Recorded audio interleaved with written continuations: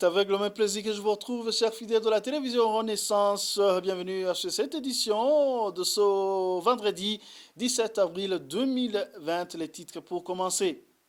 Un nouveau cas testé positif au coronavirus au Burundi a été annoncé par le ministère de la Santé publique ce vendredi, ajoutant que pour les 4 anciens patients sous suivi médical, les résultats des tests de contrôle sont revenus négatifs au Covid-19. Le Forum pour le renforcement et le développement FOCODE demande à la Banque mondiale de suivre de près l'aide récemment accordée au gouvernement burundais dans la lutte contre la pandémie du Covid-19 pour un usage escient. L'expert indépendant en économie Faustin Ndikumana propose 12 préalables centrés sur un leadership politique responsable pour la mise en exécution des projets pouvant remettre l'économie du Burundi sur les rails.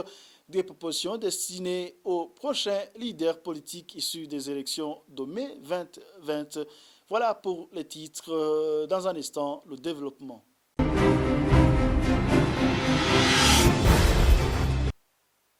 Encore une fois, bienvenue. Le ministère de la Santé publique a annoncé ce vendredi un nouveau cas testé positif du coronavirus.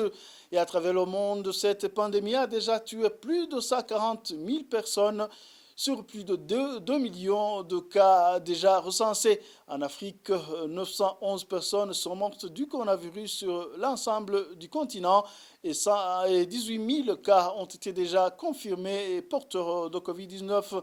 Même si la situation reste alarmante, certains pays commencent à enregistrer un ralentissement des admissions en soins intensifs et des hospitalisations.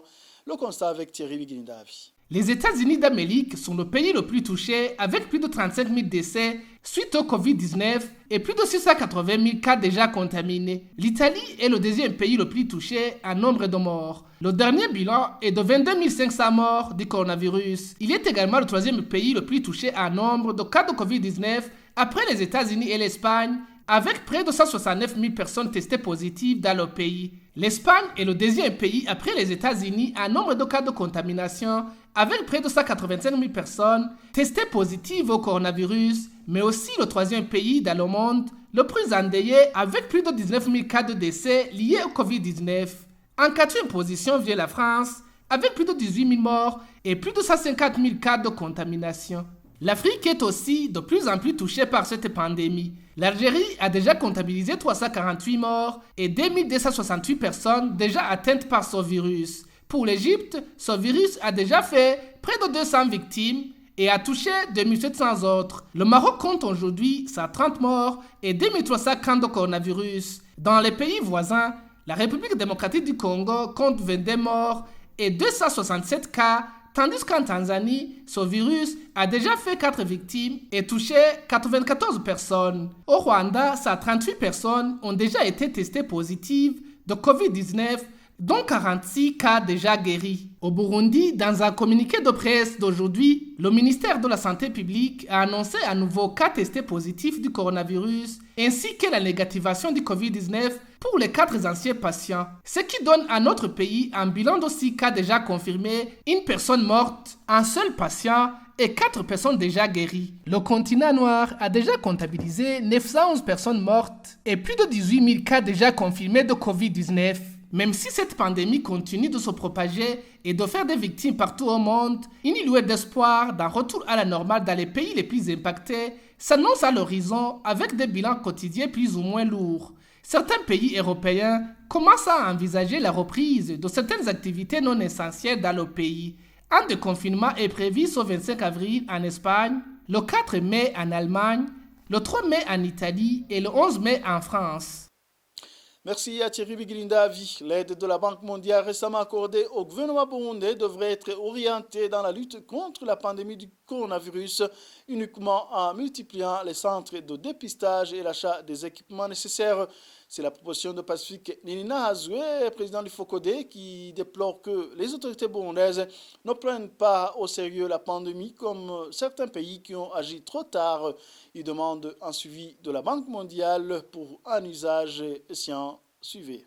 Qu'on ait un tel don à un moment comme celui-ci, c'est extrêmement important. Mais recevoir un don, c'est une chose, mais l'utiliser à bon escient, c'est une autre chose. C'est pourquoi j'aimerais, par exemple, que ce don soit utilisé à doter le Burundi de plusieurs centaines ou de plusieurs milliers de respirateurs et que chaque commune du Burundi dispose au moins d'un centre où pourraient être traités non seulement de tests, mais aussi d'un centre où des malades pourraient être suivis ou pourraient être hospitalisés si il advenait qu'on ait des malades dans toutes les communes du pays. Ce serait difficile de continuer à penser que quelqu'un qui tombe malade à Tchankuzo devra être amené à Bujumbura et que quelqu'un qui tombe malade à Kayogoro, Kobero, à Muyinga ou dans une autre province doit être amené, évacué rapidement vers Bujumbura.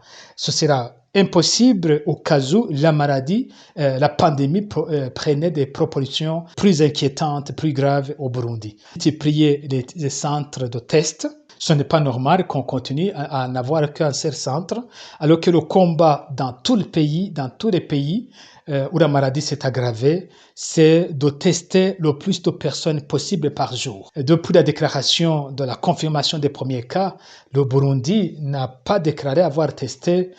Nous sommes encore en descente de 100 personnes qui auraient été testées. Donc, dans cette situation, dans ce rythme, nous sommes très lents et il sera difficile de faire face à la pandémie. Notre appel à la Banque mondiale de rester vigilant pour que l'argent ne soit pas détourné et utilisé à des usages auxquels l'argent n'était pas destiné. Et là, je pense, par exemple, à des situations où cet argent pourrait être détourné, utilisé dans des pseudo-campagnes de sensibilisation, alors que ça serait une façon de distribuer cet argent à des miliciens Imbonerakure, à des propagandistes du parti au pouvoir, ou ce serait aussi utilisé de manière exclusive, où des militants d'autres partis ne pourraient pas bénéficier des services qui découleraient de cette enveloppe. Donc ça, là, c'est très important qu'il y ait un bon suivi et qu'il y ait un mécanisme non seulement de suivi, de déblocage de l'argent qui rassure que c'est l'argent qui est utilisé à des fins de lutte contre le Covid-19. Page politique à présent, la jeunesse ne doit pas toujours se chercher des excuses. Elle doit être responsable et assumer ses actes. Voilà une des leçons apprises par des jeunes des partis politiques dans un atelier de sensibilisation sur la responsabilité des jeunes pendant et après les élections. Aimable Ngunzumami, qui avait représenté le parti CNL dans ses travaux, appelle également les responsables politiques à utiliser des discours qui rassemblent. Suivez. Aux dirigeants des partis politiques pour que dans cette campagne que nous allons effectuer plus tard, qu'ils peuvent lancer un message constructif, un message qui développe et qui mène à la population au développement de son pays. Je vais lancer un appel aussi au niveau de la jeunesse. Pourquoi? Parce que à ne pas parler que la jeunesse, nous sommes toujours instrumentalisés à penser que c'est lui qui a commis un crime. Même si aujourd'hui la justice lui laisse, ou bien il n'y a pas de cours en justice qui se mènent, qui pensent que demain ou après-demain, ils peuvent avoir un gouvernement qui peut lui appréhender à tous les crimes qu'il a commis. L'expert indépendant en économie Faustin Ndikumana propose 12 préalables centrés sur un leadership politique responsable pour la mise en exécution des projets pouvant remettre l'économie burundaise sur les rails. Dans la conférence de presse de ce jeudi, cet activiste dans la bonne gouvernance a fait savoir que ces stratégies sont pour usage des prochains leaders politiques issus des élections de mai 2020. Suivez ses explications. Il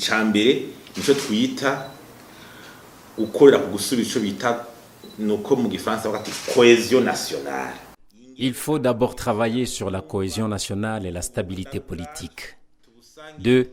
Il faut un leadership politique responsable faisant promouvoir des hommes et des femmes politiques de qualité, patriotiques et intègres, dans les partis politiques et ailleurs. Et cela aidera à éviter les aventuriers sur la scène politique. Troisièmement, il faut une prise de conscience nationale sur les potentialités dont dispose le pays par rapport à une situation politique déplorable. 4. C'est la valorisation de la recherche, la vision et la planification soutenue par une culture de résultats et d'évaluation à travers des statistiques fiables. 5. Une stratégie opérationnelle de mobilisation et de gestion des ressources humaines à court, moyen et long terme. 6. stratégie de mobilisation des fonds extérieurs soutenue par un partenariat international stratégique. 7. C'est la mobilisation des ressources intérieures dans un contexte de justice fiscale qui est basé sur le civisme fiscal. 8. C'est la transparence et la discipline dans la gestion budgétaire basée sur le civisme fiscal. 9. C'est le renforcement institutionnel et la culture démocratique dans la gestion quotidienne des affaires publiques, qualifier le rôle de l'État, l'État de droit, justice indépendante, parlement fort et compétent, les services comme l'Ombudsman. 10. La lutte contre la corruption sans complaisance. 11. Il faut donner une place fondamentale au secteur privé, promoteur du développement dans la philosophie et dans la pratique. 12. Il faut un sentiment religieux, mais sans mysticisme. ibintu byo gusenga impact bitatwibagiza uruhara n'inguvu by'Imana yaduhaye.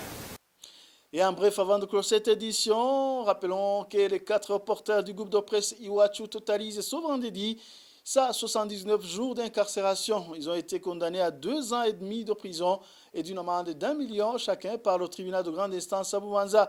Pour rappel, ils ont été arrêtés le 22 octobre dernier à Bubanza, où ils se rendaient en commune de Musigati pour un reportage sur les affrontements qui opposaient les rebelles et les forces de l'ordre. Christine Kamikazi, Agnès Indribusa, Terence Mozenzi et Jide Harimana sont accusés de tentative d'atteinte à la sécurité intérieure de l'État. Et voilà, c'est ce qui prend fait cette édition. Merci pour votre attention. À la prochaine.